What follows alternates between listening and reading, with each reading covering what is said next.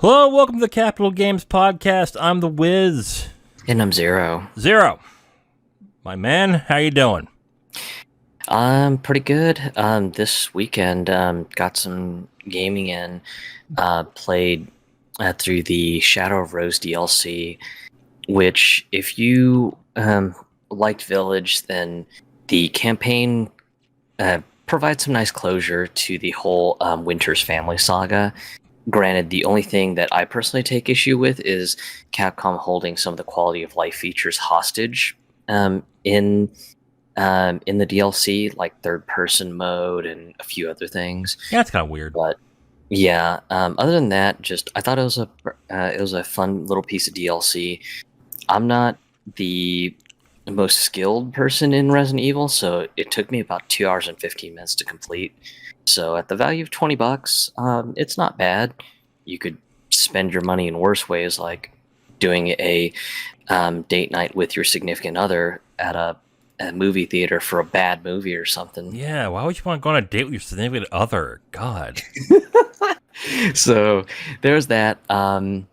My copy of Bayonetta 3, the Trinity Masquerade edition, came in as well too, which that box is freaking huge. Jesus, just I didn't expect it to be as ginormous as it was, but being able to fit the entire Bayonetta saga in there was kind of nice.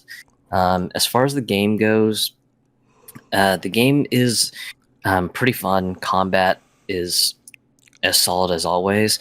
The only thing that may bother people who are big graphics nerds is there are portions that you can tell that either A, Platinum failed to optimize the game properly, or B, the Switch hardware is struggling, or a combination of both.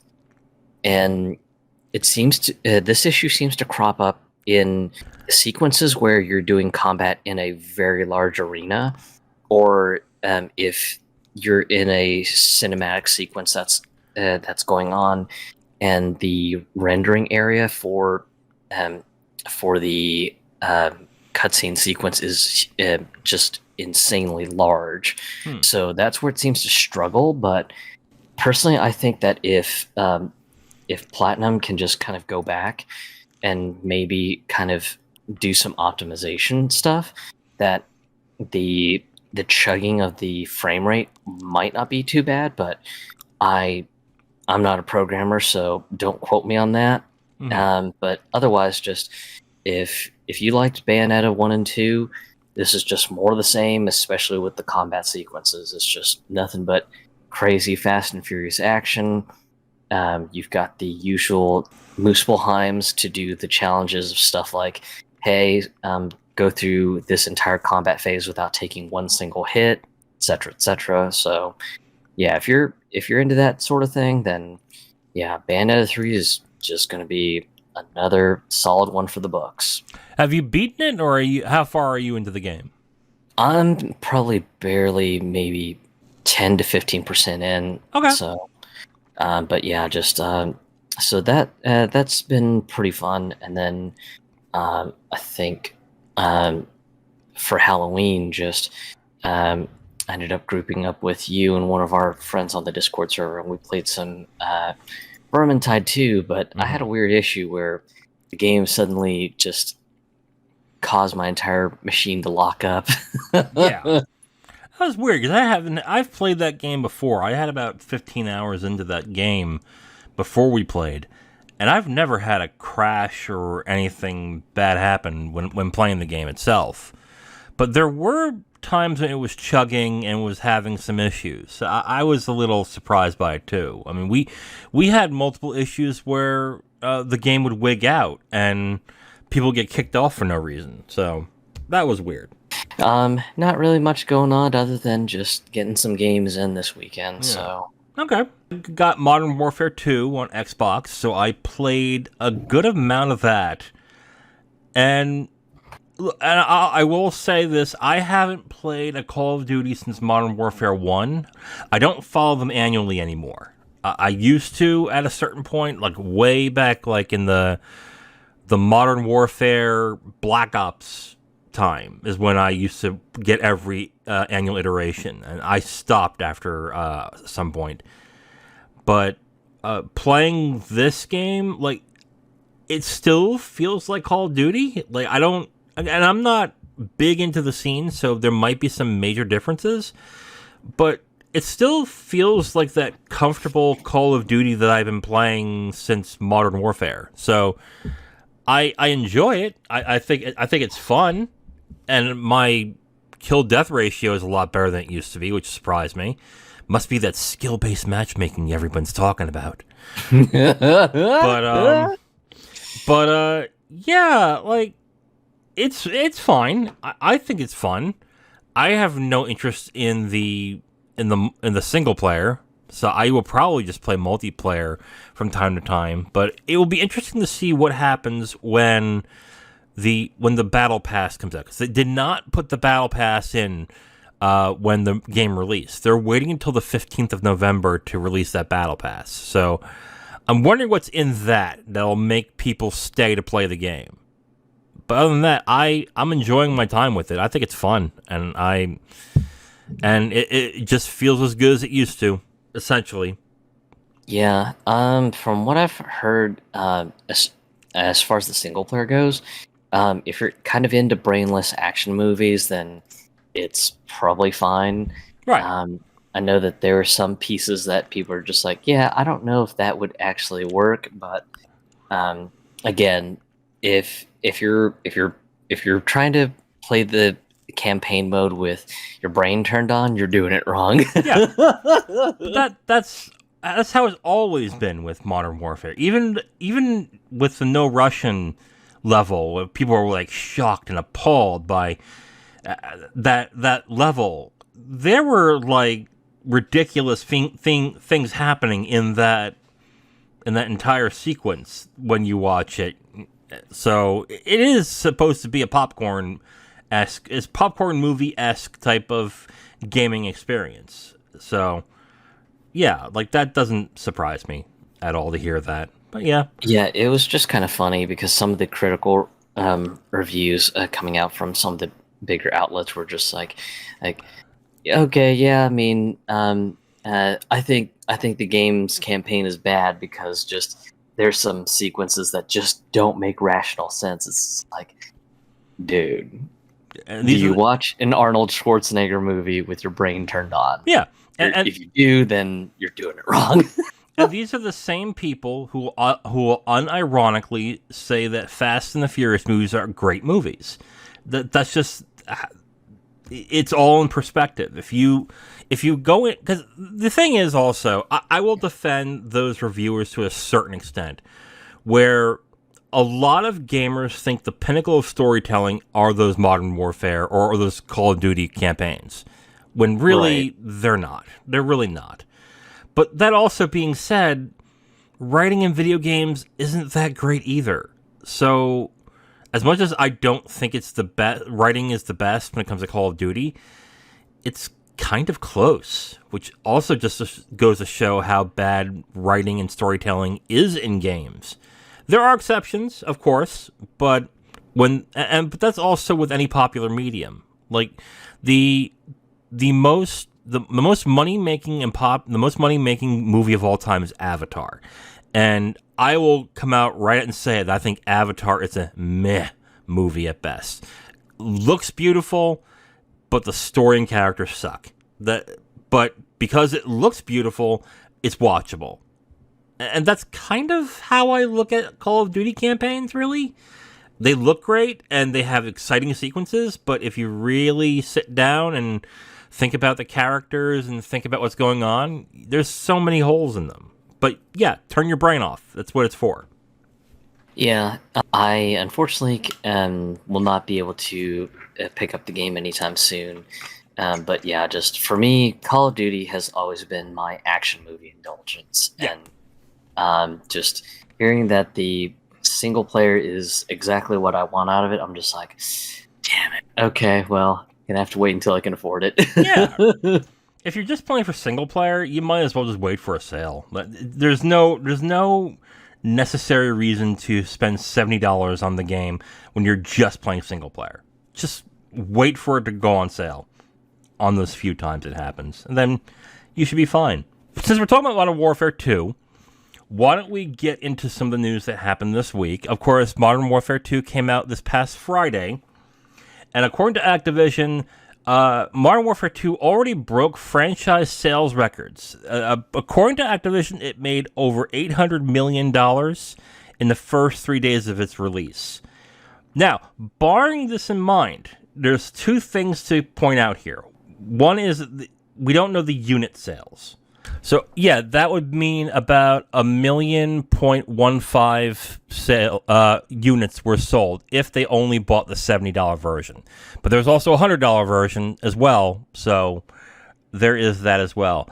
I mean, and a lot of reporters are saying that this is the biggest launch of a franchise or biggest launch of a property period this year when it comes to sales. But you need to keep in mind that they're comparing games that are $70 to movies that are $15 a ticket. So those are very different in that aspect too. Zero, what were your thoughts about the sales records that Activision says that they broke with Modern Warfare 2? It's kind of one of those no-brainers of, it's the next iteration of the yearly FPS game that everyone wants to play. So, definitely no surprise that, once again, it's selling gangbusters numbers and everything. And of course, if you're interested in going into Warzone 2.0, then you kind of have to cave and get the $100 version, because I think that comes with some perks that also apply towards Warzone 2. So definitely no surprise there, because I know some of the folks who are really, really neck deep into Warzone are just like, oh man, I gotta dip in and buy this because I need all that stuff. So, kind of no surprise that they've also got the Warzone gang as well too. So, definitely no surprise. I think what's more interesting about the release is the fact that if you had digitally pre-ordered the game, then you got access to the campaign 1 week ahead of last Friday. If you got the $100 version. Yes, correct. If you really bought in, then yeah, you got access to it, which is kind of neat, especially considering, like we said in the beginning, most people aren't buying Call of Duty games for the single player. Just most people aren't. So to allow people to just go ahead and just burn through the single player stuff 1 week before the game arrives is kind of neat, because that way when the game officially arrives, then just anyone who had interest in both single player and multiplayer, they should be able to get the single player stuff done before the week's up, and then once day one of the game arrives, they can just focus on multiplayer. The thing that I found it odd that they allowed you to play the single player a week early rather than the multiplayer. And I get kind of why. I mean, I get MLB every year, and they allow you to play the game 3 days early. But the reason why you'd want to play 3 days early is to get those certain items or get a head start in the game before everyone else does. I don't understand why people bought that. Well, I understand probably why they bought the edition, not just for the single player, but there's also multiplayer goodies, and I believe there's the Battle Pass plus 50, I think it was 50 skips on there as well that were added onto it. So that's probably why a lot of people bought that. I don't think a lot of people were interested in the single player campaign, but because it was available, I'm like, okay, whatever. I guess I'll play it since it's there. So I guess that's good. But I thought that was kind of a weird addition to the entire thing, to be like $100 and you get to play the one thing that the majority of Modern Warfare players don't really play. So I thought that was kind of strange, but I guess it turned out well for them, so that's good. What do you think of the people, especially in the Call of Duty community, who keep saying that this franchise is dying, yet sales keep going up, keep doing very well in the series? The concerns of this the series dying were mostly due to some of the missteps over the years and everything. Mm-hmm. I know Black Ops 4 was kind of met with sort of this odd, lukewarm attitude, especially when they decided last minute, oh yeah, so we're not doing the single player stuff. This is purely going to be a multiplayer game. Right. And so I know that there was some contention with that. And then I don't know what the reception on World War II was, but that one was a little bit beyond me. Though I do remember some people were kind of criticizing, going, "Oh God, really? We're going back to World War II again? Oh Jesus!" Yeah. And then, of course, 2019's reboot of Modern Warfare 1 came out, which I actually recently played that, and the single player thought was pretty fun.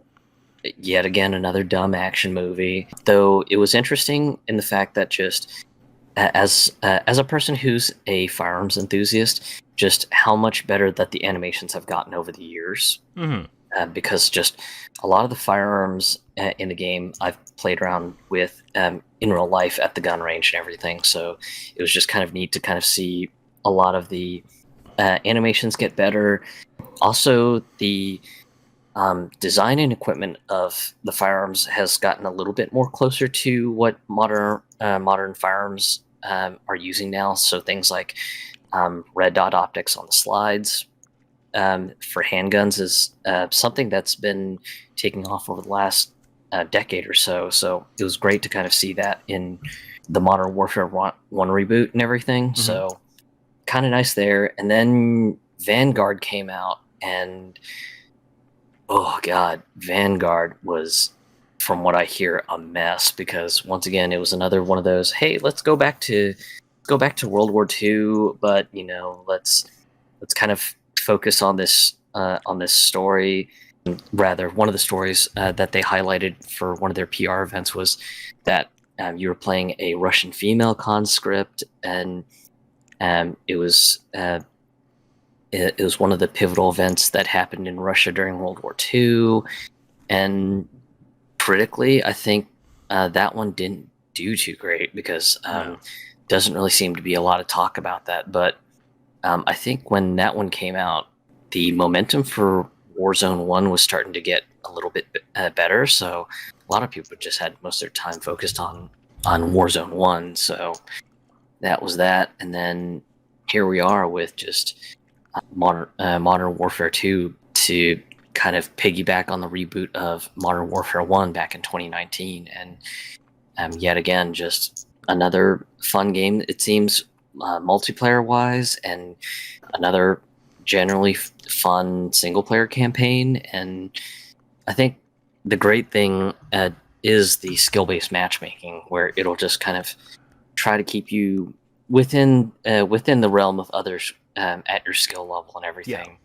I mean, hate to break it to any streamers who like smurfing on dudes and just doing 20 kills in like a lobby full of newbie players. Just if there's one thing they should eat their own advice, which is get good, because that's the one thing that they've always rattled on for newbies. Just, oh well, y'all suck, just get good, guys. Well, tables have turned.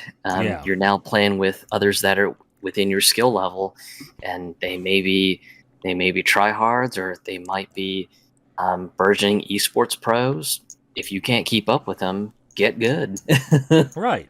Like, I don't get the controversy when it comes to the skill-based matchmaking. Like, I gotta tell you, the reason why, like, not only in these first-person shooters, but also in fighting games, the reason why I dip usually within a month or two if I'm not playing the game religiously is because I get worked every single time. And it's only because those people are the only ones there. But if you had a skill-based matchmaking where you continue to get matched with people of your skill level, and it still are fun fights where you can still get an edge to a certain extent, but it's still engaging and fun, that's for the better of the entire community and the betterment of the game. These people who are like, oh, this skill-based matchmaking sucks, it ruins everything. It's like, it does not. Shut up. Like, it really doesn't. It just means that most people get more fun and engagement when they're slowly moving up, like when they're slowly like improving. because they're invested and they're still having problems, but they're overcoming those problems, and they are then after that being able to get better, and they engage with the product more in order to do so.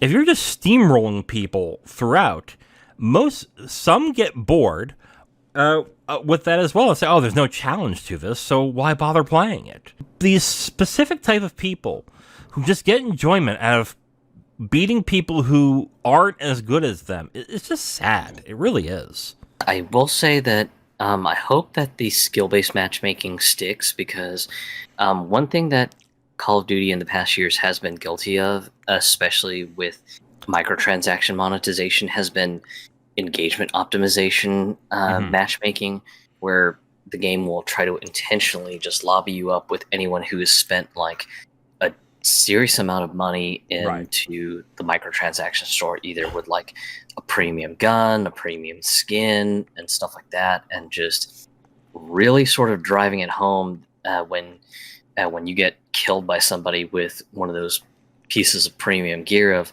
yo, look at this dude with the YOLO swag going on. You want this? Go to the store and buy some Call of Duty coins, and buy this exact thing that this person who murdered you was wearing or whatever. I forget which recent Call of Duty game it was, but I remember one of the skins was just poorly balanced, that if you were in really dark, shadowy places, you would just blend in and just look completely invisible.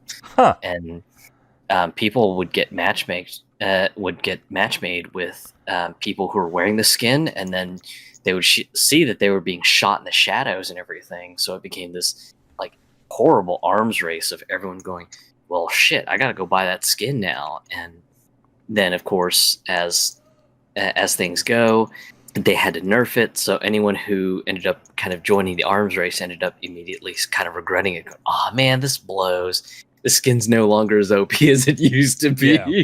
So that's, I think, my real concern long term with Modern Warfare 2. Just, I hope that they stick with skill-based matchmaking, because honestly, just I would rather be in a lobby where I feel like either it was a close match that I either won or lost, instead of just one where just the lobby is completely lopsided and it's just one dude on the other team just getting all the kill streaks, all the perks, and just blowing up my team. That is just maybe a bunch of people who are either new or low skilled, versus just like this one guy on the other team who's just like an absolute monster, with a bunch of his teammates that are probably not too far behind him on skill, because the lopsided lobbies in Call of Duty were always the worst. Oh yeah, definitely. I think that you're going to have to keep the skill-based matchmaking, because they are going to be, if I read this correctly, they're going to rely on Modern Warfare 2 to be a 2-year game, since there's not going to be a Call of Duty next year. Right. So my guess is that they'll want to keep people engaged and buying those battle passes as much as possible. And if, like I said, I don't think I'm the only one who thinks this. The minute you start feeling like, oh, I'm pretty much outskilled in this entire game now, people are less likely to come back to it. So the smart thing for Activision to do would be to keep those lobbies. And then if the streamers keep complaining about it, and go, okay, well, you're one person, so I don't know what to tell you there. But and even on the streamer point, Call of Duty can or Activision can easily rectify that by just adding a casual lobby that basically is just, hey, this is unranked. You could be matched up with someone with higher skill or lower skill. Just go into this casual lobby at your own risk or whatever. And that way, just all the streamers can just party up and just go trolling noobs for all they care. Yeah, but if you knew that, why would you go in there, knowing that you could be matched up with somebody so above your skill level that you can get creamed as soon as you get in there? Like, I look at it in that way too, because yeah, you're right, you could do that, but then there's two problems. You still have to make it worthwhile the people who have less talent in order to play that mode.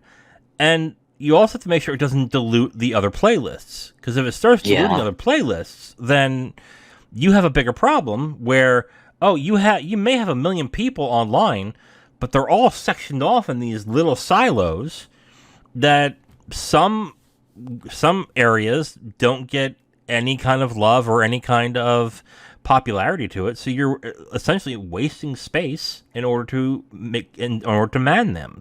I get that. I get why. I get why people are suggesting that, but you also don't want to section everything off so finely, because if you do that, you're gonna come up with issues. And I personally, I don't think it's a good idea, because if I'm like, for me specifically, if someone was to say, hey, we're gonna go into the casual free for all, the casual crazy lobby where you can go against anybody, I would just look at it and go, I want to enjoy myself. I don't want to get killed.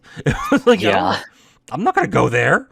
Like, you guys have fun. I'm going to stay in my skill-based matchmaking. Yeah, and that's a fair thought, too, about just having yet another silo that could potentially divide up the player base. Yeah. But, yeah, I mean, who knows? Just maybe they end up doing that because the streamers end up crying, bitching, and moaning. I don't know. Just, it'll be interesting to see if the Activision development staff decide to hold their ground and go, nope, skill-based matchmaking is the only way we're going to do things. Either like it or lump it. Yeah.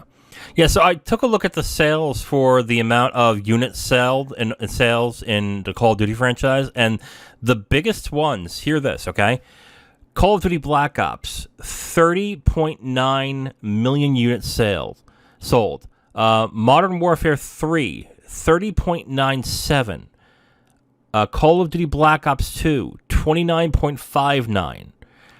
Do you think it will beat those numbers when it comes to unit sales? Yeah, potentially. I do think that Modern Warfare 2 can probably surpass those numbers, especially from the fact that you've got the tie-in with Warzone 2. So anyone who is a big Warzone head is just going to have to go, okay, well, I want all the extra goodies, so I guess I'm going to dip in and buy the Digital Deluxe Edition for a whopping $100. And then, of course, because it's got a bit more relevance with it being kind of put in a modern day setting, anyone who's kind of into the modern war movie sort of aesthetic, they're going to probably grab into it.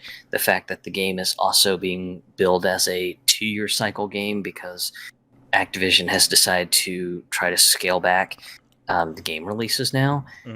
That's going to be another factor. And then I think the real big X factor, whether they will be able to sustain the momentum to beat those big selling games, is if the season passes for the multiplayer component of Modern Warfare 2 consistently bring the hype. Because if they end up with a season pass situation like Halo Infinite, then yeah, just the game may not get enough traction to be on track to beat some of the benchmarks of the past games. But if they keep the seasons at a fairly decent length, so not too long but not too short, and also just make sure that the season passes also bring the hype with things like premium currency to allow you to get Call of Duty coins refunded that you can buy into the next season pass, cosmetic stuff that you can only get via the season pass only, then yeah, I could see that it could be on track to beat the previous benchmarks. But all in all, just it's on Activision on how they manage the game, and we'll have to see where it stands in the next 6 months, maybe a year from now. Yeah. It is going to be a 2-year game. If they can keep the quality up, I think I agree with you. It could surpass those unit sales. And it also depends on if they have liberal sales at some point where they knock the price 20-30% off. Though, if they're making... The other thing to keep in mind, too, if they're making more money off of, let's say, if they make more money off the people who've already bought the game, and maybe they don't have to worry about the sales unit numbers, that could be a possibility, too. So they could end up having less units sold, but end up making more money than they ever have from the other games, mainly because of the DLC, the battle passes, and stuff like that. So that's also a possibility. They may not even be looking for unit sales at this point. But yeah, I think it's a possibility that they could do that too. It just depends on the quality of how they keep the game. And that's it, really. Let us move on to the next story. Zero, you pointed this out to me earlier in the week. So why don't you get into Square Enix's latest financial reports and what we've learned from them this past week? So this one was pretty interesting. Square Enix recently published their financial report for the last quarter and everything. And just there's some interesting notes and numbers. Overall, for anyone wondering on the numbers side of things, every single division seems to be on the up, which is great. Some of the gains aren't as nice as Square Enix would like to have, I would imagine, but overall things seem to be generally on the up for them. Digital entertainment went up about 2% from 2021, so a steady rise, not anything too crazy. That would kind of cover most of what we talk about here in the video game space. But for anyone interested in some of the other stuff that Square Enix does, in Japan they own the Taito amusement centers. So think of something like a round one sort of arcade center, but specifically with just Taito branded arcade cabinets. So for the fighting game nerds out there, you're looking at the Vulix arcade cabinets with like Street Fighter V and similar sort of arcade cabinets. But also the amusement centers also have just Taito branded UFO catchers. So the little crane games, and of course they're naturally going to be filled with anime and manga related paraphernalia in them, as well as any other brands that Square Enix has opened up a licensing deal with. So amusement has gone up in a massive way, but that's only because of the lockdowns being lifted in Japan recently. So more people are feeling like they want to go out to the amusement centers and have some fun. Publishing has gone up a little bit, but part of that is just because of the fact that a lot of the manga that Square Enix has been publishing have been generally pretty solid titles. The one that most people will probably know that has helped Square Enix out a lot has been My Dress Up Darling. So for anyone who likes romantic comedy graphic novels, that is one that is actually published by Square Enix in Japan. Don't know who is localizing it in the West, so you'd have to get back to me on that. Yeah. The last category is one that legitimately surprised me, but only because of something that I'll point out after I talk about the numbers. Merchandising. That one went up almost a whole 5%. So a pretty good jump for that one. But the reason it's surprising is a lot of the Square Enix merchandise is quite expensive. Mm-hmm. The Play Art Kai figures for like just the various characters that you can get from the Final Fantasy games.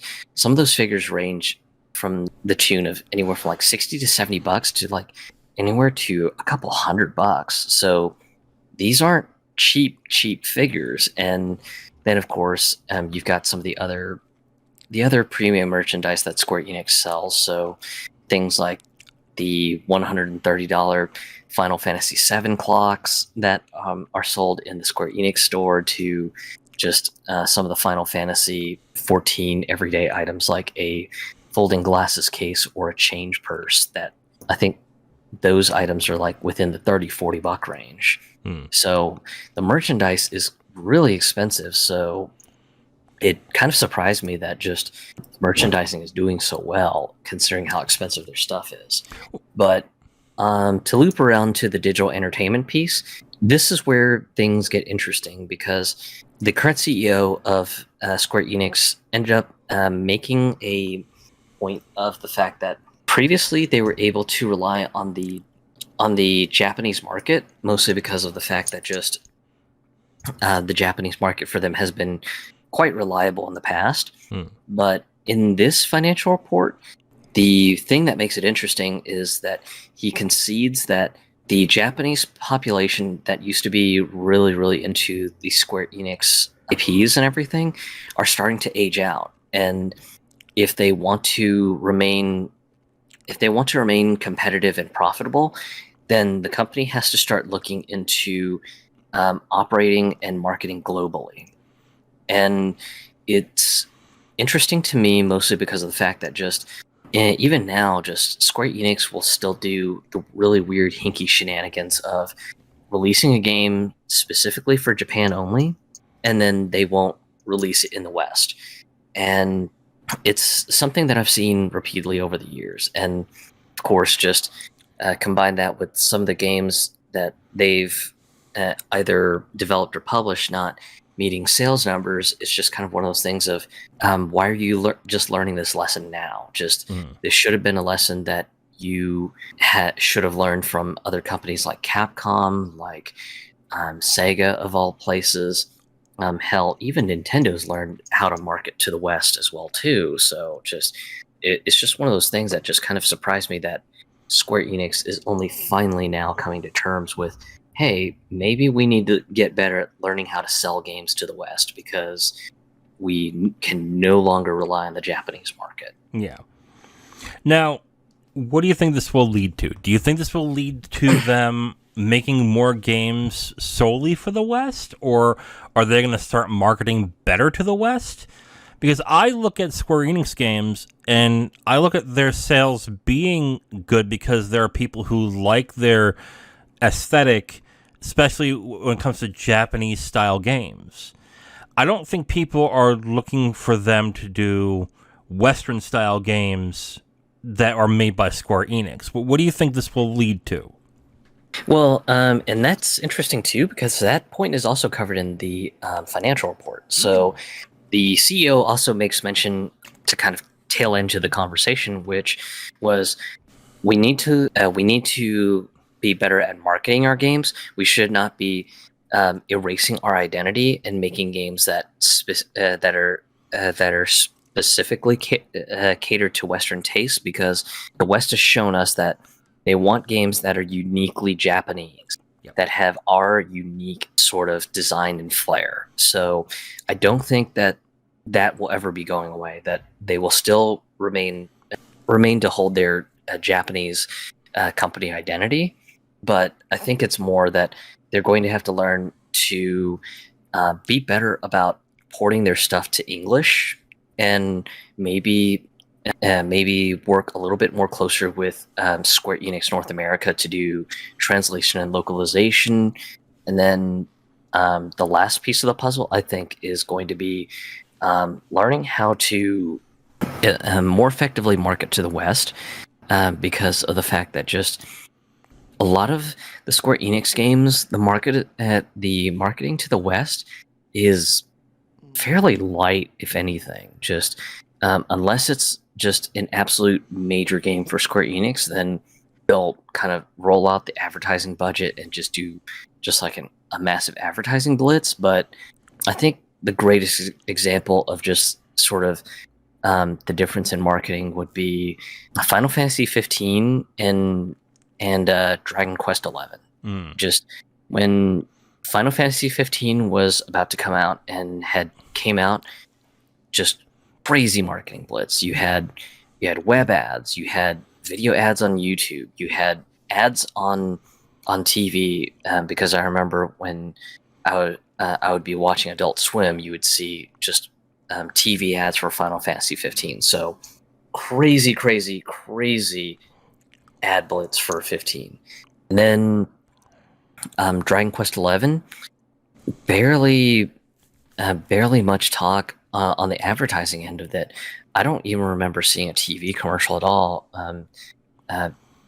for the game or anything. And I think there were like a few sort of static picture ads for Dragon Quest 11, but yeah, just there really wasn't much marketing done with it. Granted, Dragon Quest XI did all right sales wise, but yeah, it's just kind of one of those things of hey, Dragon Quest is one of your bigger IPs. Why didn't you do any marketing for it? I mean, yeah, sure, it's one of the a more old timey niche brands of Square Enix, but I mean, it's it is a Square Enix brand, so it was one of those things that kind of surprised me with just how light and scant the marketing was. I And think then, I'm sorry. I think that's actually a smart idea because if they are recognizing that in the U.S. in the West, that Dragon Quest just isn't as popular as it is in Japan, you don't want to spend a lot of money marketing the game when you know it's not going to reach that audience. So yeah, on the one hand, I get what you're saying. Probably put more marketing power into it might have helped. But on the other hand, there has been multiple games that, despite getting great reviews and great word of mouth, they just don't sell as well in the US unless you rapidly change what the game is. So, and the other thing as well, you mentioned as well, Dragon Quest is a very old school game, and less people nowadays are into that turn-based style RPG. They aren't anymore, unfortunately. Like the younger set, especially when I show my nephew some of the games I play, he looks at it and goes, "This is boring." Like, and why is it just that? Why aren't there action? Why aren't they slashing or whatever on their own? Like most people, especially like I would say under the age of 30, find those games boring. Whereas someone like us doesn't and actually enjoy those games because they were ingrained in our childhood. So, to a certain extent, I understand why they don't market it. Don't market that game heavily because the audience to that is limited. But I do get what you're saying. They probably should have yeah, marketed a little bit more. yeah. And then if the game is in even smaller sort of niche, sometimes the game may not even get any advertising at all, other than being mentioned either by an official PlayStation trailer or an Xbox trailer, or even a Nintendo Direct or a Nintendo of America video blurb or something. Yeah. Great example of that would be the Trials of Mana reboot. Just, I thought it was a fun game and everything, and all that, but again, yet another hyper niche game. And I can't remember what the sales numbers are. I want to say I think it did okay. It wasn't anything crazy gangbusters, but I think it was one of those. It sold okay. It didn't sell Mm. great, but it sold okay.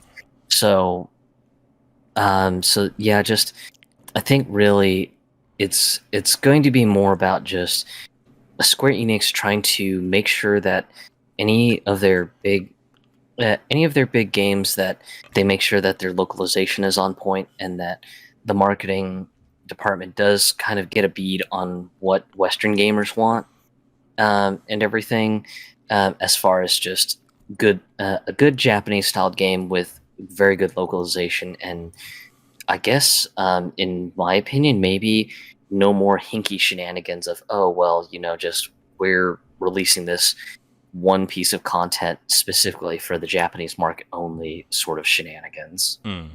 So maybe that's another thing that they'll have to resolve, especially with what happened this week, which was where someone from the Star Ocean team had dinner in an interview somewhere with a video game blog in the West, and the there was a question from the interviewer going, "Hey, so is there any chance that all of us gamers in the West could get Star Ocean Second Evolution R for PlayStation out in the West, please?" And the reply was, "Oh, well, just uh, the users need to make their voices heard, so we can bring up the desire to bring that game over to the West and everything."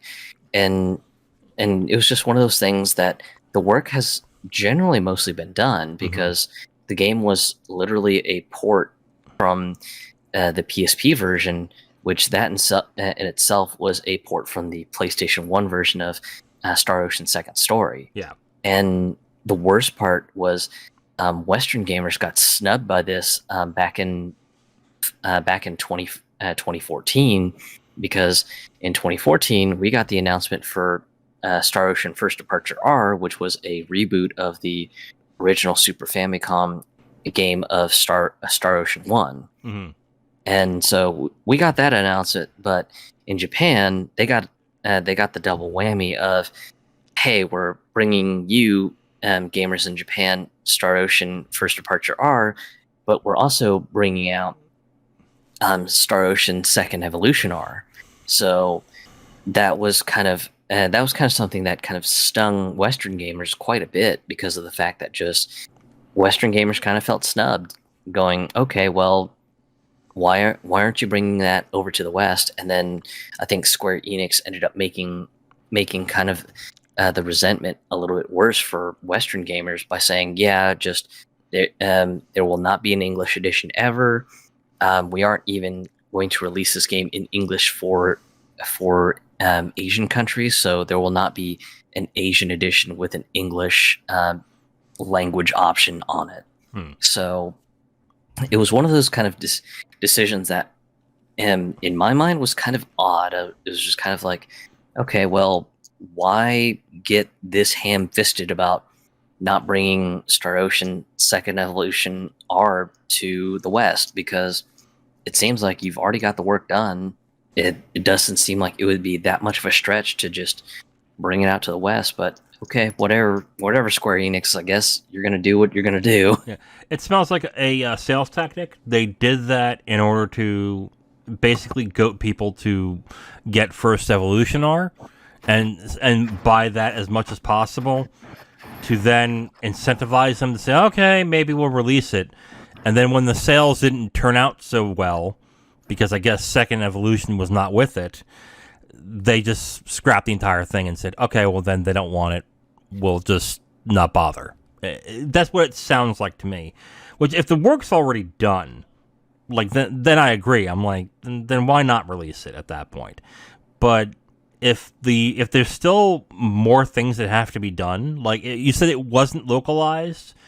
Second Evolution was not localized for American audiences. Is that correct? Well, Second Evolution R, which was the PlayStation 4 and Nintendo Switch version, was not localized, but it was based on the PSP Second Evolution, which that one was localized in English. Right. I remember that one, yes. I don't know the changes that were done for R. Then to see, like, if they had to update the voice acting, or if they have to update, let's say, like, dialogue and stuff like that. So I don't know if that would have cost more money to localize it. But if there was, and First Evolution R did not sell very well at all, I can see Square Enix saying, you know what? We're not going to spend more money to release this and put more money into this when we know that X amount of people only bought the first one. So I don't see somebody buying the sequel when they haven't played the first one and are not buying the first one. So on that, I understand that. But on the other hand, I agree with you. Like, I'm a fan of Second Story. I have the PS1 version still, and I would like to see the remake come here. On the other hand, like, if the sales aren't coming, you're just wasting more money to bring something that's going to get less sales than the first. Is my thought process. Even though I think the smartest thing to do was to release them all in a bundle. Would be my thing, because then you have the value prospect of buying 2 full RPGs at one price. But yeah, I think really where the point sort of gets interesting is, I know in private discussion with you, you had mentioned that, other than just Final Fantasy and maybe Dragon Quest, just Square Enix really doesn't have much to their name, and just they need to kind of do something, especially if this whole we need to learn to sell games better to the West is a concern, because yeah, just if they can't develop anything or dig into their back catalog to get stuff out, then it's only going to end up getting worse for Square Enix over time. Yeah. Hire the people who are marketing Final Fantasy 16 right now, because their trailers have been really good. Like, I usually am not one that will buy an RPG or really any game really right away when it comes out, but I'm strongly considering 16 because of the way they are marketing it and how it looks, and how, yeah, basically how the game looks and how it plays. Like, I'm really interested in it and how the story looks. So hire them and find out what they're doing, and then start marketing your games a lot better. But yeah, I mean, they do need to, basically. I think the problem with Square has been that they've shunned their identity from the West. They've kept their identity from what they are in Japan, and they've been Square the entire time. But when it comes to the West, they've been trying to masquerade as like an EA or Ubisoft and stuff like that, to have something that it is made by Square Enix, quote unquote, but is not a Square Enix game. I think they need to rebuild their identity back from the 90s and the PS1 era, where they were an RPG Japanese house that made excellent games that Westerners were interested in. I think that's their best bet in this. Personally, I would love for Square Enix to maybe even kind of try to dive into their back catalog of stuff, and just maybe release them as anthologies. One of the things that I would love to see would be a reissue of the saga of games that was developed by Quintet, which I believe the IPs were technically owned by Enix, which has now been integrated into Square Enix now. But I would love to see the trilogy of games of Soul Blazer, Illusion of Gaia, and Terra Enigma bundled into one mega bundle that covers that entire saga, because all three games are great games, and especially with just some of the renewed interest in retro gaming, I think it would just be a prime opportunity to kind of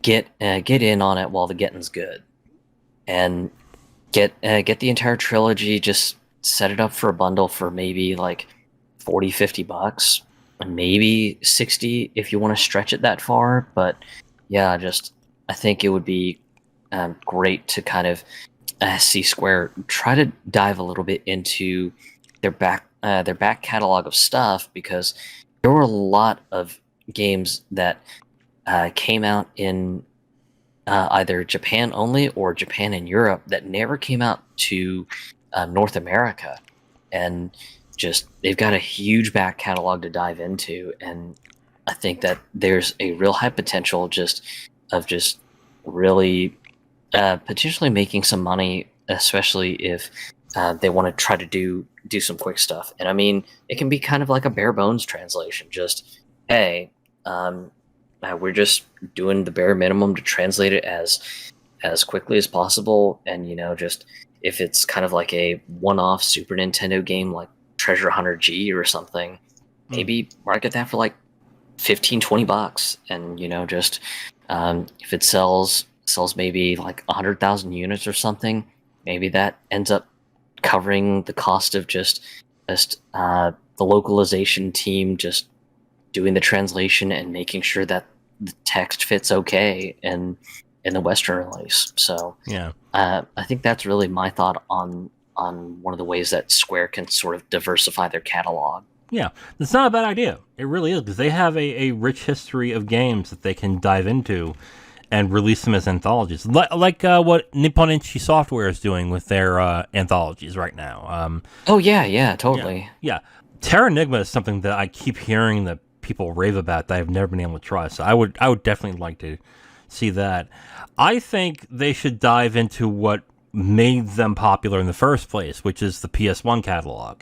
I mean, if they start doing volumes where, okay, here's Brave Fencer Musashi and Ian Honda, and then next year we'll have Bushido Blade 1 and 2 and stuff like that, I think that would not be a bad idea on their end. Just to re-release those things and get people who are nostalgic for their products to dive into those games, you know? Or do like the Bouncer and Air Geist. Actually, that probably won't sell. But but yeah, like start getting those properties back out there, sell them for like 20, 30, 40 bucks and see where it goes from there. You might be surprised when you do a bare bones port of these games that some of them sell quite well, and then, oh my god, we can do something with this. Like, imagine if Airgeist actually sells well. Good lord. I mean, the world will come to an end, but hey, you know, imagine if. So, yeah, they have a lot of properties they can use, and they should be a lot better with marketing those properties. I think Forspoken is a great example of that, since the last time we spoke of Forspoken was a terrible ad they did that made people laugh at it more than anything. They definitely should look at their properties and just do what Nippon Ichi is doing and just start saying, hey, we are re-releasing these. So if you're interested in these old school games for like the Switch and PC, there you go. That would work well. I mean, they did it with Collection of Mana. Why not do it with other games? Anything more to add? Good.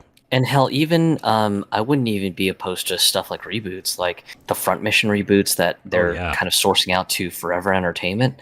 Yeah, I would be perfectly fine with reboots as well too. So just I think really just Square needs to try to diversify their strategy and everything, especially if they want to remain sustainable and profitable within the distant future. That to have them concede and mention and say, hey, we need to be better about marketing and selling our games in the West because we can no longer rely on the Japanese market.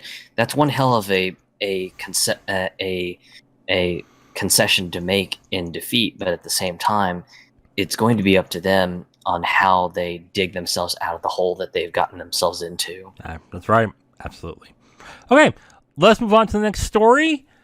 We have a story about an indie dev who has a Kickstarter campaign that is making a game called The Store is Closed. It is a survival horror game that is set in a furniture store. And I haven't heard of this game until this week. The reason why we're talking about this today is because Ziggy, the studio that consists of one person developing the game, was given a letter from a Swedish firm that represents IKEA, the multi-million-dollar furniture store that's based in Sweden, saying that he has to cease and desist and change his game in order to not be as recognizable as it to being in IKEA. Now, this game, if you watch the trailer and everything, is clearly parody. It's made to look like an IKEA to a certain extent, but it's not an IKEA, which is fair grounds for parody at this point. But this firm that is being hired by IKEA is basically telling them, no, you have to change it. Zero, what did you think about the story when you heard about this one-man developer being told he has to change his game to appease a multi-million-dollar company? It was a bit wild, mostly because of the fact that it was just kind of like wow, really? Just, yeah, I get it. Just, I get it.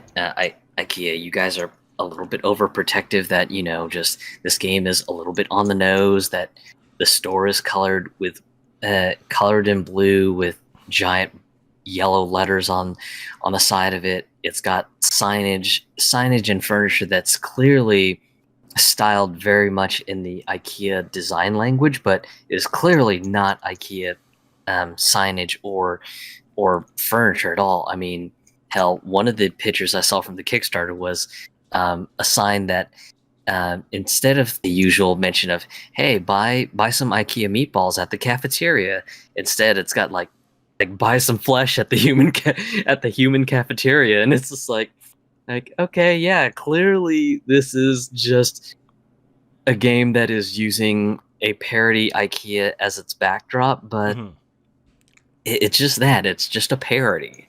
Yeah. I mean, could Ziggy have done a little bit more to maybe kind of change things up and not be so as pointedly on the nose? Yeah, sure, but again, just I think kind of like what we both agreed on. This is clearly going to be just it, if this suit goes to court in the U.S., then most likely U.S. courts are going to dismiss and say, "Guys, this is a parody. This is within the guy's rights to make a parody version of your store to be used in a video game." And you're right. This would normally be a free speech thing, and if they were to take this to an American court, they would strike it down and say it's parody. Get over it, essentially. And honestly, if what I've read about the game is basically that it's like a Five Nights at Freddy's essentially, but everything's a little more twisted. Like the meatballs are made of human flesh and monsters are roaming around at night. Like no one actually thinks that's happening in an IKEA. Like that's ridiculous. Just it's you have to get over that. But here's the problem. Okay, this is being made in England. And I don't think England has parody laws. I don't even think they have free speech. So, if that's the case and it's being made in England, then IKEA has every right to tell them to stop or they'll sue them. Because if I recall correctly, and I might be wrong, but their defamation rules are pretty stringent. And it usually, like the American justice system, it's the ones who have the most money ends up being the one who wins the lawsuit. And this is what this is, really. This is a company who is strong-arming somebody that they know cannot properly defend themselves from this to force him to change his content, which is scummy. And I can't stand it. I can't stand when companies or people do this, where they sue people because, oh, you made fun of me and made me look bad.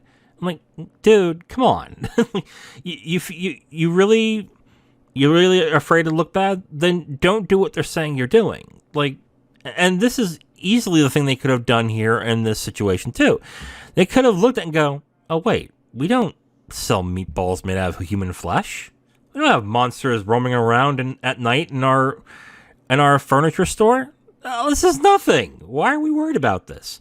At most, I don't think this would have gotten any press. I think people would have looked at it and went, oh yeah, it's Five Nights at Freddy's in the furniture shop. Whatever. Next. Now you got more people interested in the game. So I don't understand what IKEA is doing here, because if they're saying it's protecting their brand, there was nothing to protect from this game. So I don't get it, really. Yeah, it's a bit strange for them to kind of just get real jumpy about it, but hey, just who knows what the logic is. And yeah, it'll be interesting to see how this pans out, especially considering that the developer's out in England as well too. Yeah, I would be interested in knowing what the legal ramifications are with this. Like if he really has no case, because like I said, I don't think England has free speech in their laws, because ours is based on a constitution that we have. So I don't think they have it there specifically, because I remember hearing reports of people being arrested for saying things that are offensive, essentially. So I don't think that he has those protections. So he may be forced to actually comply, which is terrible. Like I think that's pretty bad that he's gotten no protections on doing something that's obviously parody. So, yeah, unfortunately for him, he may not have any recourse with this. Because when we talked about it, I didn't realize that this was this is from a developer from England. Because I thought if this was an American developer, one of these YouTube lawyers, or maybe just a lawyer in general, would look at this case and go, "Oh, I can get good press out of this. I'll do it pro bono," and go from there. But if it's in England, I don't think they have that recourse. So that's pretty sad, because I would have wanted this guy to defend his right to make this game, especially if it doesn't really seem like he's criticizing IKEA in any way. So I don't know. I don't. I think this is. I think overall this is scummy, and this is just an example of a big corporation just bullying people because they can, because they have a lot of money to do so. Let us move on to the next story. Zero. Callisto Protocol is coming out next month. It just went gold.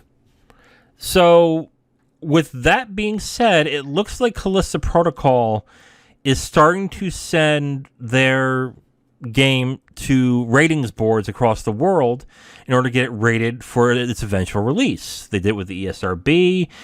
They did it with other ratings boards. I'm not even sure what the other ratings boards are, to be absolutely honest. But the one ratings board they had a problem with was the Cero board in Japan. It's called Cero, right? Yep, CERO. Thank you. Okay.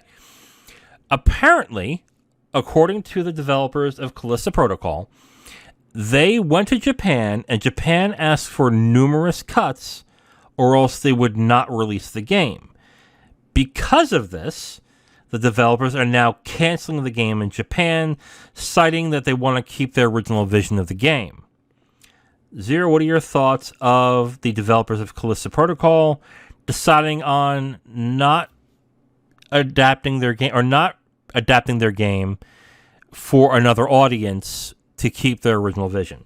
I mean, it's kind of an admirable thing. I get it. Just you want to kind of stick to your artistic vision, but a lot of people seem to kind of misunderstand how the Cero boards work, and especially if you're from the West, I get it because it's not your ratings board.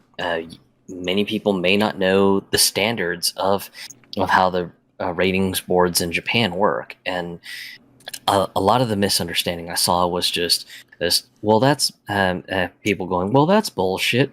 How the hell can they not release it in Japan? Just they released Resident Evil 7 in Japan, and there's a Cero Z version, so why the hell can they not release Callisto Protocol in Japan? And really, where the misunderstanding comes from is the fact that in Japan there are laws, or not laws, but the Cero board has a hard policy that even for Cero Z, which is the highest rating, or the highest rating that can be sold in Japanese stores, so the best equivalency I could make it would be a ESRB M.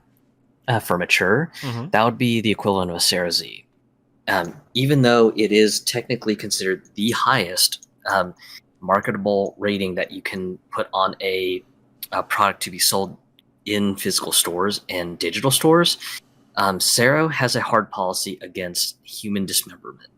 So no decapitated heads, no lopped off fingers, no torsos being hacked off right at the middle. Just you can't have any of that. And even in the Cero Z version of Resident Evil 7, there are significant changes in just how violent it is. One of the easiest examples to point to in the Cero Z version of Resident Evil 7 versus the Western version is in the beginning of the game where you're trudging through the guest house. Ethan opens up a fridge, and in the fridge, there's a decapitated head in the fridge. Mm-hmm. And in the Cero Z version, the fridge is actually completely locked, and instead there's a photo kind of stuck to the fridge with a big red X over a person's head. And they're very very similar style changes throughout the board on the Cero Z version of Resident Evil 7 for Japan. So likely, I imagine that the folks over at Striking Distance Studios and Crafton had just said, "Yeah, we're not willing to make those kind of edits. We're not willing to compromise on our vision of this game. Just either you let us release it in Japan as a Cero Z or not." And because Cero is quite strict on how they do ratings, they probably just told them no dice, either comply or don't bother. So I presume that they were just like, okay, got it. In that case, we will not bother releasing it. When I heard this news, This immediately reminded me of the video nasties. And what those are, there was a period of time, I believe in the 60s and 70s, where horror movies in England were starting to get banned because of the gratuitous gore and violence that were in the movies, or just the subject matter as well that were in it. And they developed a signature called video nasties. Cannibal Holocaust is an example of video nasty. Think movies like that are horror movies or dramas that deal with really gratuitous violence and gore. And they try to get them banned. And I think at certain points they still have banned those movies to a certain extent. But the thing that the video nasties thing did was they gained these movies more popularity by becoming banned and becoming like a public nuisance of sorts to prevent people from watching these movies. Because then all of a sudden people are like, wait a minute, why is this banned? I gotta see this. Why? What's so bad about it? And I think that's, to a certain extent, I think that's what they're trying to do here as well. They may well be just saying, hey, we're not compromising on our vision. Forget it. We're not going to release it. But if this doesn't sell well in the States, or I'll put it this way, or if it sells really well in the States, and they realize, oh man, if we sell this in Japan with those edits, we can make a killing. I would not be surprised if they turn around and just do the edits and then release the game at all. Just because what they can do right now is they can basically market their game like, here is the game that is banned in X country, and don't explain why, of course, but when people hear, oh, banned in a country, why? Why was that banned? Oh, is it that gratuitous and gory? Oh my god, I gotta see this. Like, you can get a lot of good marketing just on that alone and bump up your sales even more in the West. Because the West has no problem with violence, watching any type of violence, really, when it comes, except if it's when it's a dog or a kid, of course.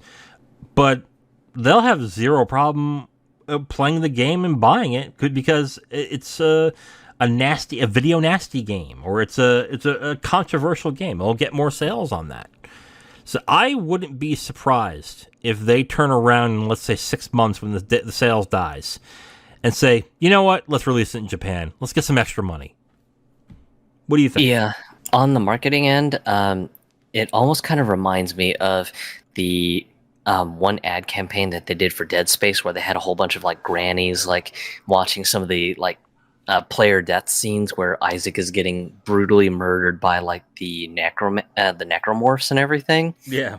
And the commercial just has like a whole bunch of grannies like putting their hands over their eyes, like, oh my god, and stuff like that. And I think it kind of closed with the ad closes with a game so violent that even grandma doesn't like it, or whatever. So if they rolled a marketing campaign of a game so violent even Japan banned it, then you're probably going to get a lot of curious looky-loos going, okay, yeah, sure, I'll buy it. But it'll really be interesting if the sales end up meeting expectations, or if they end up failing to meet expectations, especially when you have to consider that the Dead Space reboot is right around the corner from the release of the Callisto Protocol. Mm-hmm. And if this game comes out as a dud, and a dud with the critics and everything, then the sales numbers may not be as promising as they may hope them to be. And at that point, I could see them quickly questioning themselves, going, all right, so do you think we might get a sales bump in Japan? I guess let's go ahead and make those Japan-only edits and start marking the shit out of this. So that'll be interesting to see where the sales numbers lie, especially if the game is critically beloved, and then by proxy, just players start to rant and rave on just how much they love the game. Yeah. I mean, unless the edits are so egregious that it kind of ruins the game. Like, I remember Manhunt 2 had to have filters on it during certain kill sequences. in order to be released in certain countries. I think that it was United States, correct? That they had to put Yeah, those filters on. Yeah, I think some of the execution kills in Manhunt 2 were considered just way too violent. That if Rockstar had decided to keep them, then the ESRB was going to give it an AO, Yeah, and that would have been a death sentence for that game. So if Rockstar was like, okay, fine, I guess we'll chain some shit up so we don't get docked with a AO rating on this thing. yeah. I think if it drastically changes the tone of the game or whatever they're doing in the game, then they won't do it. But otherwise, like I said, I see them suddenly coming back in 6 to 12 months saying, "Oh yeah, we're going to release it in a special Japanese version of the game," and there you go. Like it would be pretty foolish of them to leave money off the table at this point. What I would find foolish is if they would say, "Oh, Japan wants cuts. Let's cut all of the versions." Then that would have been ridiculous. That would have been like that would be a bad move.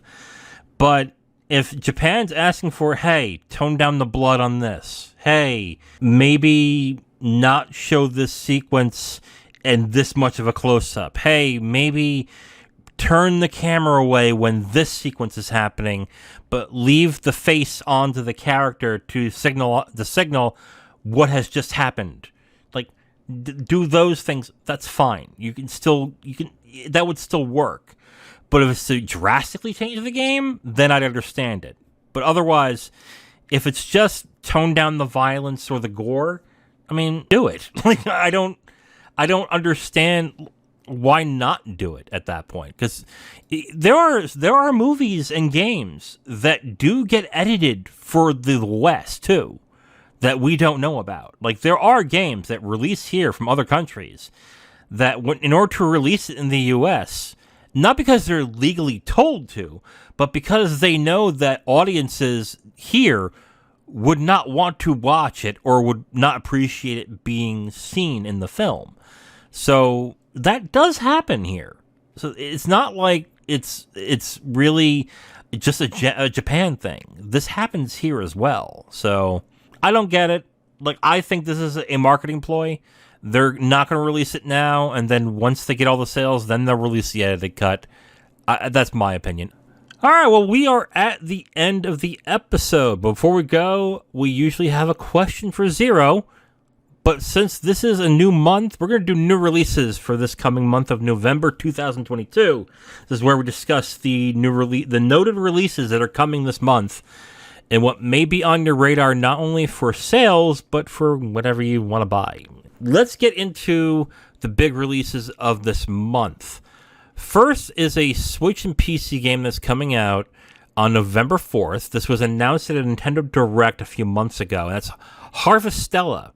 It's a Square Enix game that is essentially a post-apocalyptic Stardew Valley in third person. Am I right on that?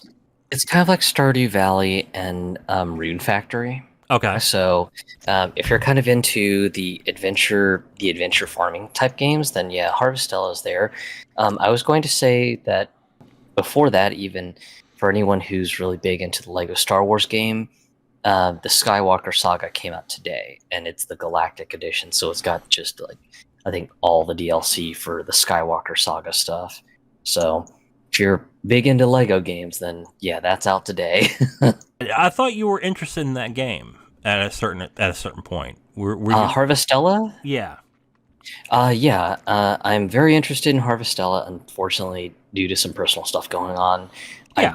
I will not be able to pick it up. So, which it pains me because I'm just very excited for that game. It just kind of love sort of the almost Final Fantasy aesthetic, and I'm talking like Final Fantasy 6-ish because it's got like a whole bunch of like crystal stuff going on in Harvestella. So I'll have to pick it up later when my budget hopefully opens up. So just definitely looking forward to picking that up at some point. I don't see that doing great sales-wise. It might do all right. I mean, it doesn't have the cachet of a Stardew Valley or or the mass appeal of a Disney Dreamlight Valley. But unless the reviews come out with it being fantastic, I see this kind of dying essentially at the end of the month, and probably being on sale when January rolls around. Yeah. Yeah. I hate to concede, but that's probably right on the money. Yeah. November 8th, Sonic Frontiers is coming out. We've talked ad nauseum during the Not E3 week and about our thoughts on Sonic Frontiers. When June was going along, IGN was doing those previews on that game, and none of it looked good. Almost to the point where people were asking them to delay the game, and they're like, "No, we can't delay it. It's perfectly fine." I'm like, "Okay." Well, it gets even stranger still because there was a preview build event recently, and a lot of the critics that went to this preview event have actually said that the game honestly doesn't feel bad. Just they feel that some of the open world stuff is a little bit bland, but some of the cyberspace levels, which are like traditional 3D Sonic style levels, so think Sonic Adventure 2 and things like that. Yeah. That the cyberspace stuff is actually really good. So it'll be interesting to see how this one lands, because either they get the stuff refined that they got criticism for during the previews, or it's going to be released as is, and it's going to end up kind of being a bit of a dud when the review embargo drops, which I presume the embargo is probably going to drop either this coming Thursday or Friday at the earliest, and at the worst, it would be the day that the game comes out. Sales-wise, I think initial sales for the first week are going to be strong, but depending on what the reviews say and what early word of mouth is, it could be good, but if the word of mouth is bad, it dies fast. I think it will be a top 10 seller for the month, but if the game turns out bad, you're not going to see it anymore after that. Oh yeah, that'll really be interesting to see how it lands, because I've been a little bit curious about it ever since seeing some of the more recent folks who got to play the more recent preview build a few weeks ago say that, hey, the game actually feels pretty good. But yeah, I'll be real curious if it manages to stick the landing and fix kind of the points that critics had with the preview build a few weeks ago. Yeah, it'll be interesting to see where that lands, and if we find that the game is buggy as shit when it comes out. Because if it comes out really buggy, there's going to be a lot of pissed off Sonic fans, because they've been the most vocal when saying delay the game. So if they sell the game and it has a bunch of technical issues, they're not going to be happy. And these are people who, I hate to say this, are used to playing bad games and liking it. So yeah, it'll be interesting to see if the word of mouth ends up being good when this game gets released.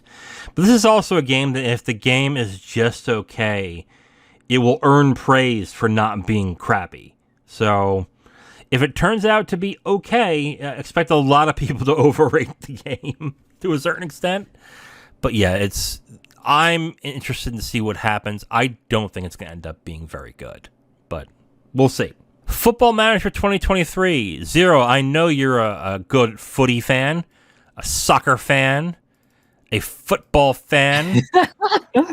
I know you're all into the Ronaldinho and the Pelés of the world, right? You have a picture of David Beckham. I couldn't tell you a damn thing about international football. Yeah. I play FIFA is basically the only thing I know about football, to be absolutely honest with you. But the reason why I'm mentioning this is because this is actually one of Sega's best-selling franchises. I think they're number 3 when it comes to units sold. They sell a lot of units of this game. And I don't see that changing this year. So I think we'll see strong sales. This is a game that I don't think usually makes the top 10, but is consistently making sales to the point where it makes millions of copies. And I think that's going to stay the same here. So I expect some good sales on this one specifically. And I was going to say, if it's as consistent as some of the past releases have been, then this will probably just be another good one for the books for Sega, and another good one for the fans who like to manage their football clubs and stuff like that. Right. You freaking nerds. In all fairness, I'm into out of the park baseball, which is like really nerdy. So, yeah, I understand. But anyway, God of War Ragnarok comes out the next day, November 9th, PS4 and PS5. Word of mouth has been fantastic. Everyone's been hyped for this. I wouldn't be surprised if this is the biggest selling game of the year.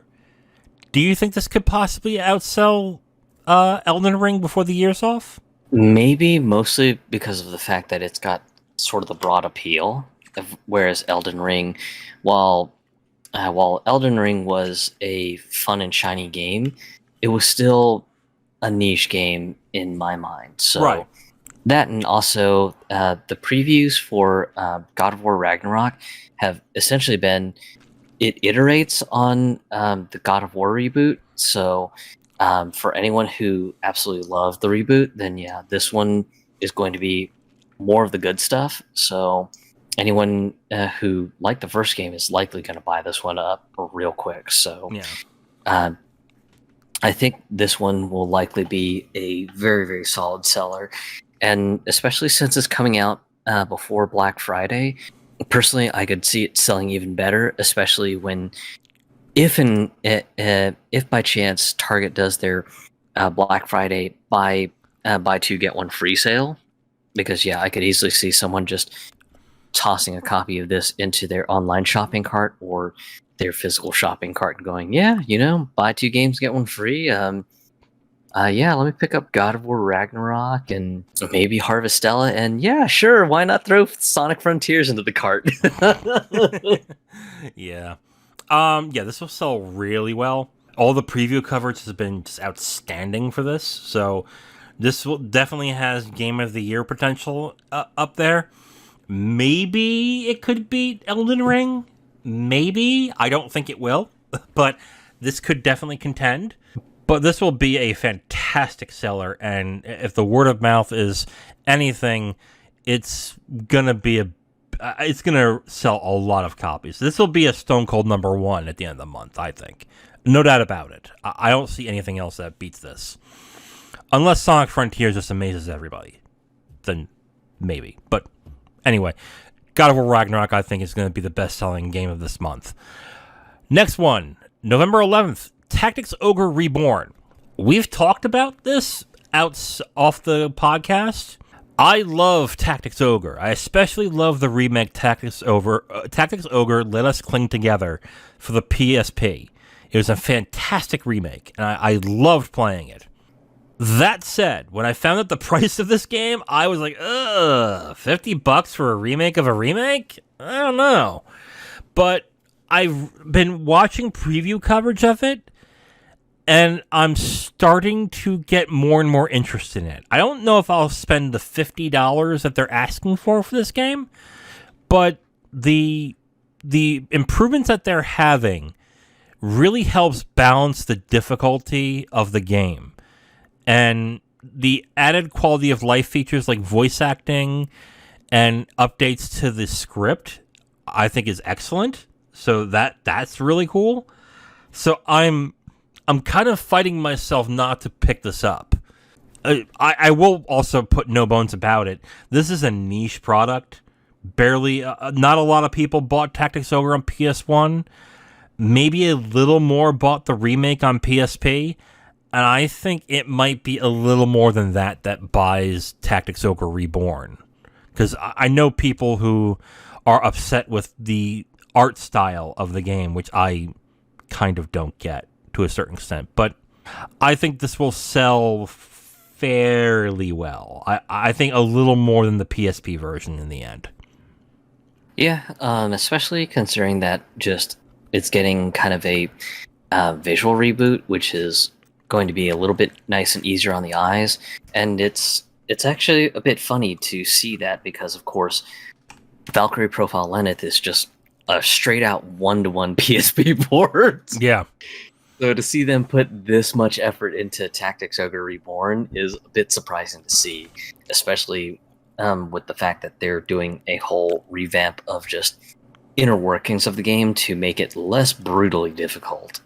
Definitely not going to be a big seller, but the real question will be if it sells decently enough that Square is able to kind of break even on the game, because yeah, just no bones about it, it's a super niche game, and the people who like strategy RPGs, like Tactics Ogre, there's really not that many. But at the same time, the fans of the tactical strategy RPG are a very, very thirsty niche. So who knows? They might be able to just break even.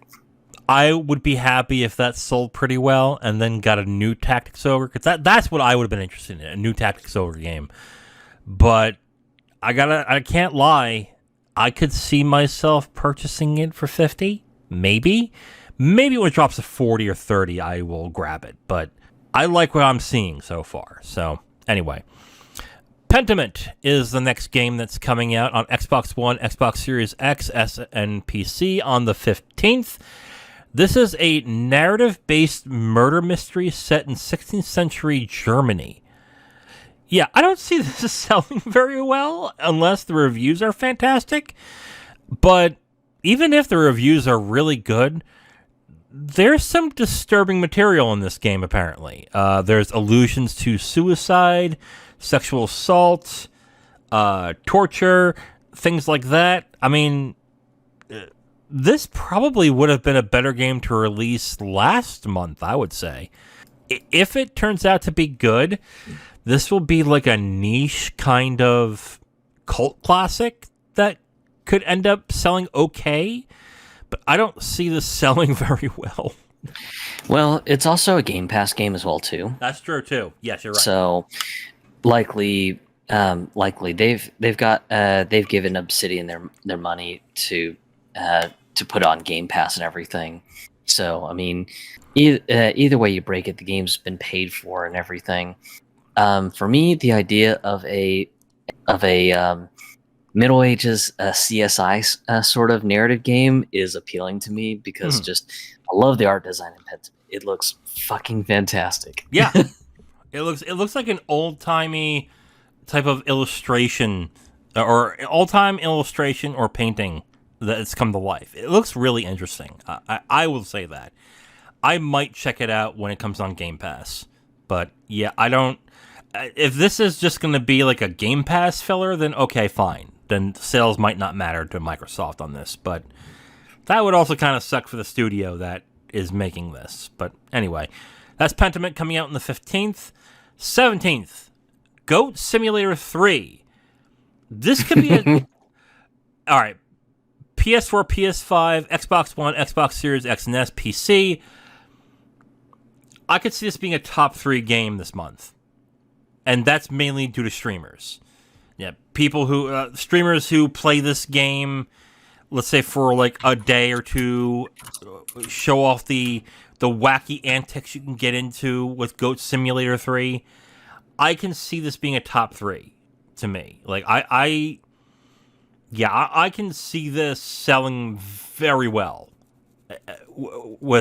and specifically with this game. What do you think? Yeah, it's probably going to be a little bit of a viral game for a bit, I imagine, when it comes out, especially with just some of the silly shenanigans that I imagine you'll likely be able to do. Yeah. Especially since I know the original Goat Simulator was kind of a social media darling with Twitch and everything when it first came out, especially just from some of the silly things that you could do. Like at one point, like you could get knocked around like Tony Hawk's physics style and do tricks while you're just jumping in midair and everything. absolutely silly game. Hmm. And I kind of adored Goat Simulator for being just what it was, just kind of a funny, silly sort of game, especially when it came out, when at the time that it came out, because there were just a lot of serious games, and at the time I was just so burned out. I was just like, I just want something that would be a nice, fun palate cleanser, and Goat Simulator was it. So Yeah. I could definitely see Goat Simulator being sort of a flavor of the month sort of thing with streamers. But yeah, just after the novelty wears off, it's just kind of gonna quietly sort of go to its own world and everything. Yeah, it's not going to be a long sales tail or a sales tail. Yeah, like I said, it's not going to have a long tail when it comes to sales. I think this is going to be one of those things where young people watch their favorite streamer watch this and go, hey, I want that game. Let me ask my parents for the $30 to buy Goat Simulator 3, like my favorite streamer, and their parents will purchase that game, and then that'll be it. That's all there is. It's like what's the one game that my nephew... There Is No Game. My nephew, I think, saw a streamer play that, and he wanted to play it, so I bought that for him. It's like that. Like it's going to be a viral hit. It will have big sales on its first week or month, and then that's it. It will be... you won't see it ever again. So, yeah, I expect that to be the case, too. But I for some reason, I'm thinking this is like a top 3, top 5 sales that this game will get. I think. November 18th, Pokemon Scarlet and Violet. I forgot this was coming out. Pokemon Scarlet and Violet for the Switch on the November 18th. If anything could beat God of War Ragnarok this month, this could be it.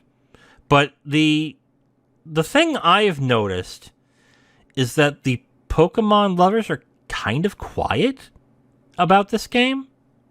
Like, I remember when Sword and Shield came out, people were hyped about that game. And that was also because it was the first 3D game with 3D worlds for Sword and Shield. And that's why it was getting people hyped. But I'm not seeing the same excitement for this game. So I don't... And with Legends and with Arceus that came out this past year too, that I think got more hype than this did. Am I wrong on that? Or are you seeing the same things?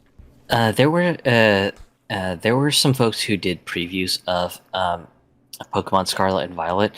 One person of particularly important note was Joe Merrick, the guy who runs Cerebi.net. Okay. And he said that just this is a good leap forward by the New Blood team over at Game Freak. That the whole concept of having the entire world open to you right at the beginning, so you don't have to go, okay, I guess I'm going to go through the straight and narrow path that the game provides me to, go to gym number 1, go to gym number 2, go to gym number 3, so on and so forth. Okay, that's done. Now to go to the Victory Road path, and then do the Elite Four battle, become champion. Just that the whole straight and narrow path is just kind of smashed open. And it's up to the player on how they want to just go and clear the gems out and everything. So if you get the water starter, then you can start with a gem that has a disadvantage against water, so you can just kind of steamroll them real quick, and then kind of proceed to go on from there. And then he'd also commented that the multiplayer functionality is actually really nice. That the fact that you're not stuck in like an online lobby room, that you can literally just invite friends to your lobby, have them wander around in your world doing stuff, and you can even kind of trade while in sort of the open world and everything. Just he seemed to have a lot of good things to say about it and everything. So I think right now there's a lot of cautious optimism right now. And that's why there might not be as much hype from the gaming community right now. Mm-hmm.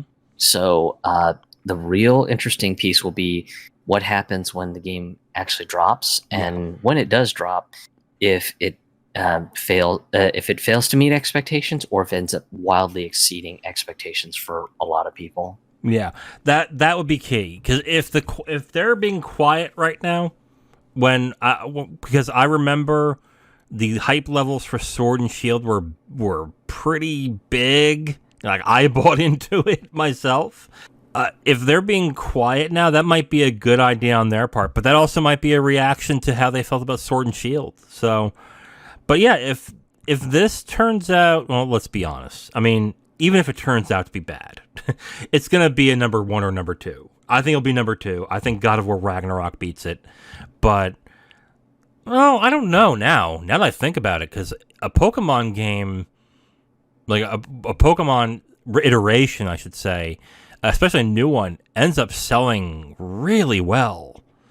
So that could be, I would say if it turns out to be good and the word of mouth is good, I could see that being God of War. Do you? Yeah, especially since Pokemon has sort of a broad appeal. Yes. And I mean, it's got the appeal for gamers old and young. Hell, I mean, I remember when Let's Go Pikachu and Let's Go Eevee came out, you had people who were just like, yeah, it's the first Pokemon that I'm playing with my kids or whatever. So if Scarlet and Violet end up exceeding expectations, I could easily see this clearing top 10 for the month of November easy, because of the fact that just you might have the same thing happen again. Hey, just I'm playing Pokemon again with my kids, and just everyone jumping on that bandwagon. Yeah. Okay. Let's move on to the next one. I debated with you whether we should mention this, but I think we will. The Dark Pictures Anthology, The Devil in Me, PS4, PS5, Xbox One, Xbox Series X, PC, coming out November 18th, same day as Pokemon Scarlet and Violet. I'm not sure about sales for these games. They must be selling okay if they keep doing iterations of, or keep doing sequels. But you've told me that the quality is inconsistent with this anthology series?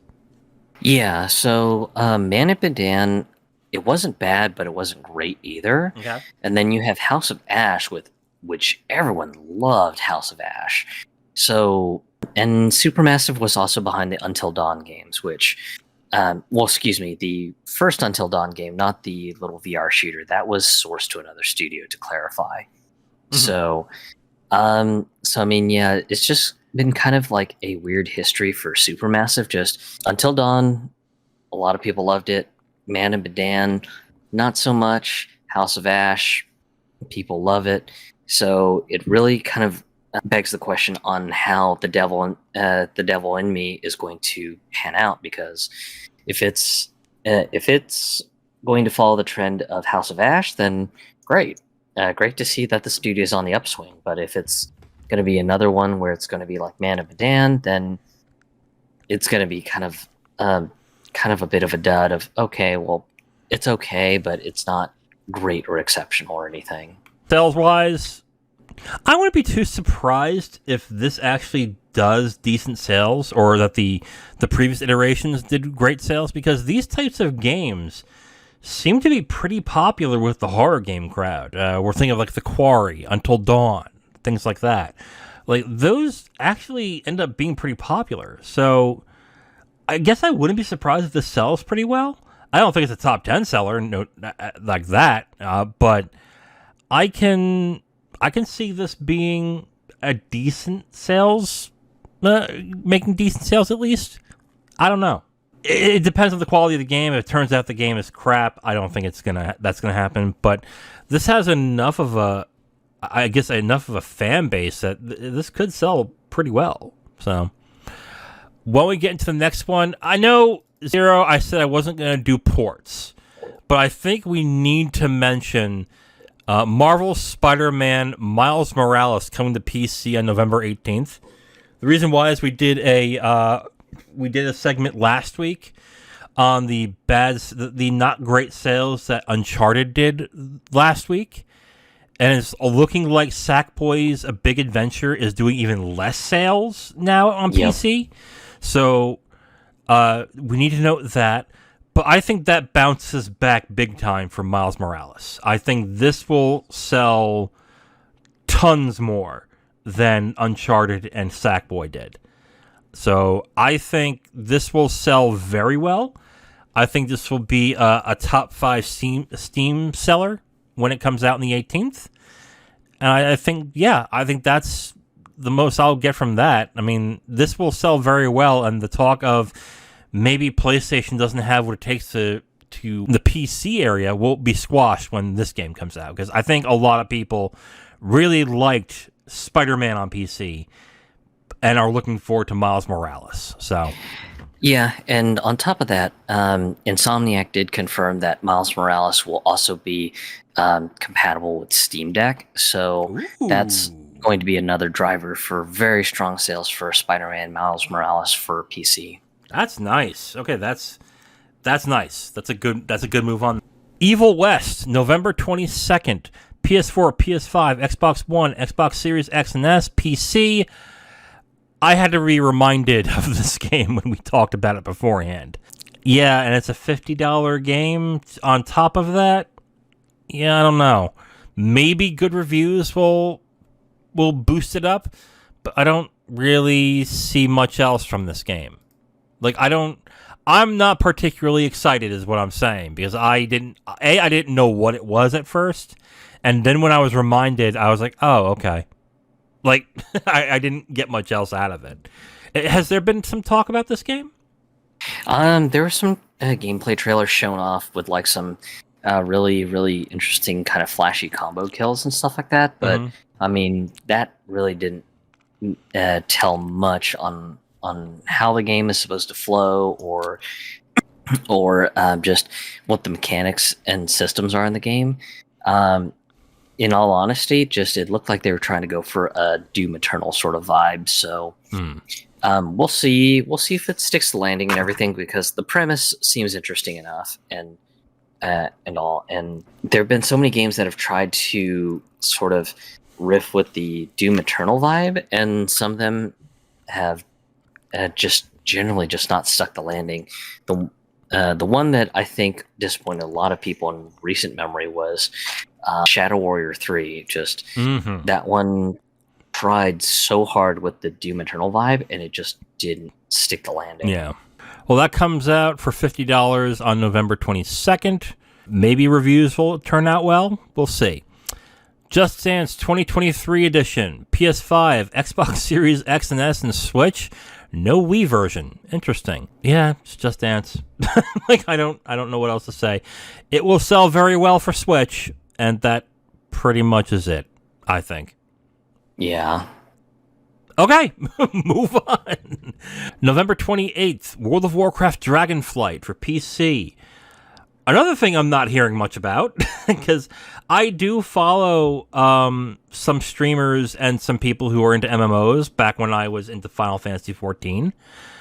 I am not hearing many people talk about Dragonflight, either positive or negative. Well, no, that's not entirely true. More people that talk about it is more along the lines of, yeah, we'll see.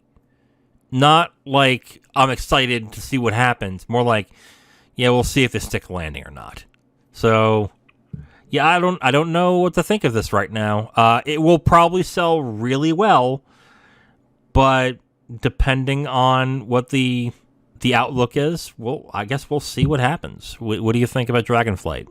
Honestly, I haven't kept up with it, so I don't have much thought on it. Yeah, okay. I mean, true. Neither of us are really, except for, I think you're still into Final Fantasy XIV, right?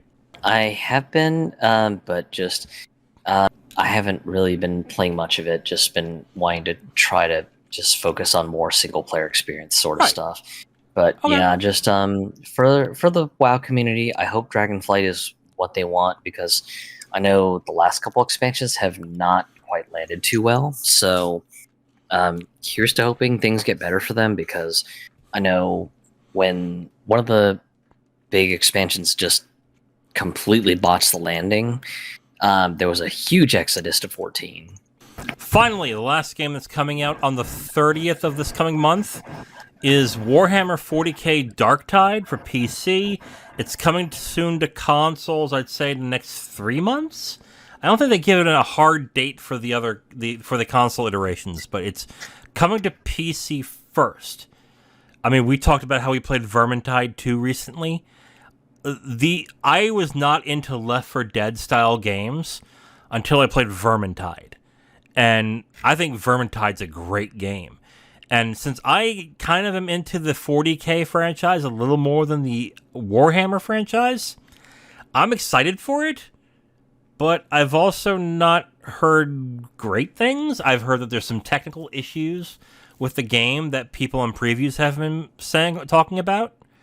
So we'll see. But they do generally make Fat Shark. They generally do make good games of their franchises, and they do support these games on top of that. So there is that. What are your thoughts on Darktide? Are you interested in getting that?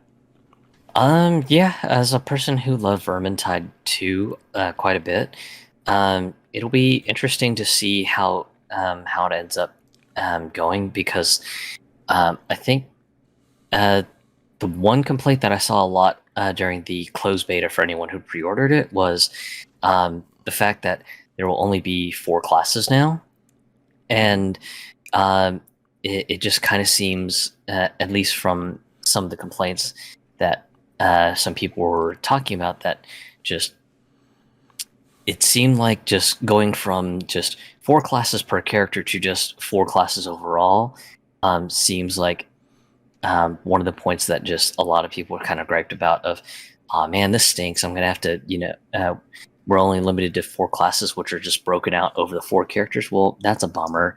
I got so used to Vermintide 2 with just each class having 4 subclasses in them, and I could kind of pick and custom tailor each character to whichever class that I jive with best, and so on and so forth. So it was kind of a bit interesting to see those sorts of complaints, but again, just that they might have additional classes down the pipeline. They might bundle the additional classes with expansion packs, like how things have been done with Vermintide 2. It's just way too early to tell. Yeah. I will be interested in what types of changes that they have for this game. With Vermintide, it is it's melee based mostly, with some ancillary ranged combat. But if I recall correctly with 40K, it is much more ranged focused. Like, you're supposed to have guns all the time and stuff like that, with, let's say, a blade made out of a chainsaw. So I don't know if they'll reverse that in that case, but it'll be interesting to see where they go with Darktide. I'm interested too. I don't know the price of it right away, but I will look forward to it being released on the 30th. What do you think is going to be the games that make good sales? What do you think are going to be the ones that will do very well sales wise? Pokemon's a freebie, so that's right. Kind of a given. Likely God of War Ragnarok. Right. Mostly because it's just more of a good thing. Sonic Frontiers is kind of a coin toss. Mm-hmm. It'll really depend whether or not just they stick the landing and everything, and if critics love the game, because if it ends up being a dud and critics hate the game, then yeah, just forget it. Right.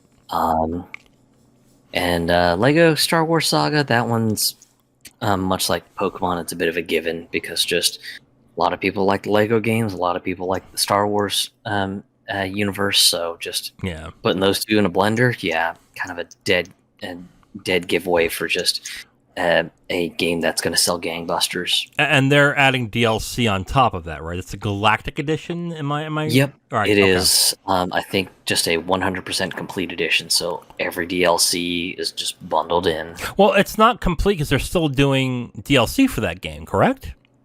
I can't say because I haven't kept up. I might be wrong. Much track of the game. I might be wrong. Okay, for me, I think it will be Pokemon gets the most sales, followed by God of War. Then I will say Just Dance will probably be 3. I'll go Goat Simulator 4. And even if the reviews turned out bad, Sonic Frontiers 5. I think Sonic Frontiers will make really good sales. Actually, I'll take that back. I think Dragonflight will be 5. I think Dragonflight will get a lot of sales. Sonic Frontiers will make good sales this month, but depending on the quality of the game is whether it will get more sales as the months go on. I think it will make it will make great sales. It just matters, how much it will depending on the quality of the game. So yeah, that's my thoughts on the releases that are coming out this month. If we have is there anything that I missed that maybe you want to add? Not that I can think of, but yeah, just for people not familiar with game release cycles, November is typically a very, very heavy blitz in the beginning, but I think that's mostly to sort of front load for developers and publishers to front load themselves before the Black Friday retail sales blitz. Yeah, it's after Thanksgiving is when the releases start to die down, essentially, right? Yeah, and then things don't start to ramp up until around February to March. Actually, it might be January this year. Well, no, you're probably right, because February has got a ton of games coming out. Yeah, and January's typically the recovery month because a lot of people are sort of recovering from all the Christmas spending and everything. Yeah. Okay. So those are the new releases for this month. What do you think is going to do great in sales? What do you think is going to be good? Just let us know in the comments section of where you hear this, and let us know what you think.